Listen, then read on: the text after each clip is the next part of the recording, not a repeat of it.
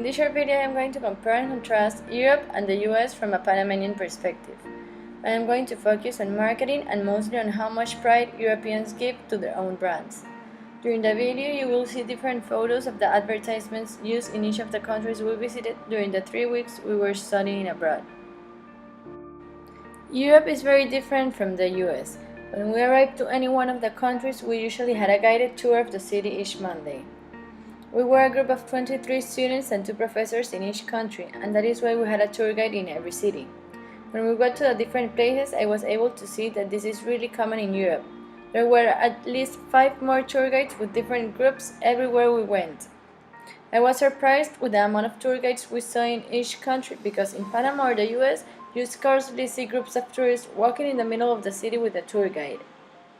Everywhere you walk, there is a plaza, a monument, a cathedral, or a building with some historic background. While walking in the streets of Barcelona, Cologne, and Dijon, I was able to feel a very rich historic environment.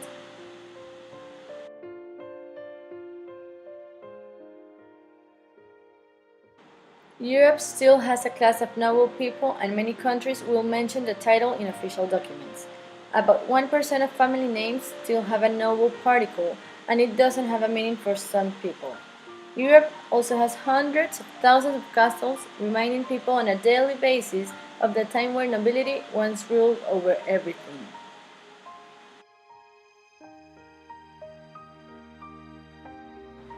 Americans are much more religious than Europeans. Church-going is very popular in the US. In Europe, the practice has almost entirely disappeared and is mostly limited to the elderly or special events like weddings or Christmas time. God is often mentioned by American politicians, but almost never in Europe. Mixing religion and politics is taboo in many European countries due to the separation of state and religion. There are exceptions, such as in Poland or Spain, but even these countries do not appear very religious compared to the US. More extremely, a majority of Americans would find offensive for someone to openly claim not to believe in God, whereas the opposite is often true in Europe.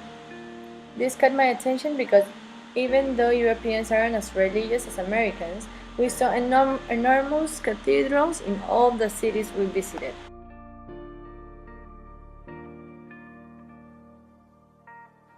Lifestyle changes from country to country. Even though I am from Panama, I have kind of the same lifestyle as Americans. Panama and the US are very similar. From an American and Panamanian perspective, I can say that Europeans have a very laid-back life. This was clear in Barcelona, Cologne, and Dijon. Businesses and stores closed on Sundays and people started working late in the morning. In Spain, most of the people take a siesta in the middle of the afternoon just to relax and have a break from the day. In France, it is prohibited by law that stores open on Sundays, and most of the stores were also closed until Monday morning.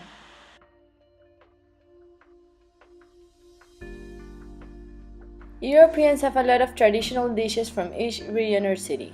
Pastries were seen all over the place. Europeans eat more varied and balanced meals and less fast food than Americans.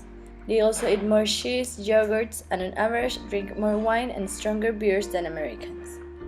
Americans consume sweeter food and much more soft drinks than Europeans. US alcohol laws are much tougher than anywhere in Europe.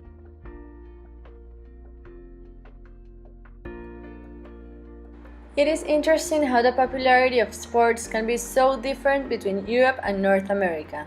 The most popular sports in all Europe is football, followed by tennis, cycling, and Formula One. In the United States, soccer and Formula One are far away in the popularity ranking. It is baseball, basketball, ice hockey, and mostly American football that attract the crowds and make the most money. And as much as European sports lack popularity in the US, the opposite is also true. When we were in Cologne, we had the opportunity to visit the Nürburgring racetrack. I was amazed with the size of this track. I had seen Formula One in the TV before, but had never been to one. It is totally different to what we have in Panama or even in the United States.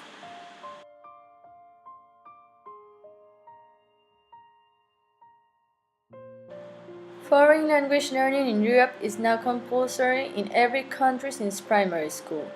Most Europeans learn from 2 to 4 foreign languages for obvious reasons, because they have a lot of tourists and they need to communicate with them. Americans, on the other hand, usually only speak English because they do not need more in their huge country.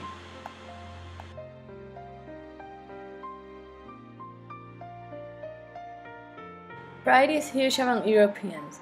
National brands in the automotive industry were resembled in the cars people had, especially in the taxi brands. In Barcelona, we saw that almost all taxi drivers had Seat cars. Everywhere you looked, there was a yellow Seat. On the other hand, when we got to Cologne, all of the taxis were Mercedes-Benz. Here the taxis weren't yellow, but kind of champagne color. In Barcelona and Cologne, we saw a different driving culture than that in America. People used much more motorcycles than in any other part of the world.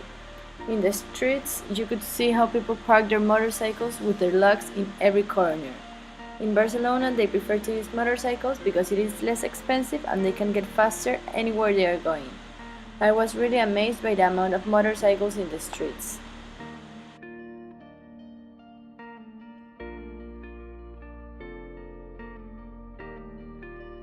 Americanization is the influence the United States has on the culture of other countries. Of the top 10 global brands, 7 are based in the United States. Coca-Cola is often viewed as a symbol of Americanization. Fast food is also often viewed as a symbol of US marketing dominance, and companies such as Starbucks, McDonald's, Burger King, and Pizza Hut have a lot of outlets around the world.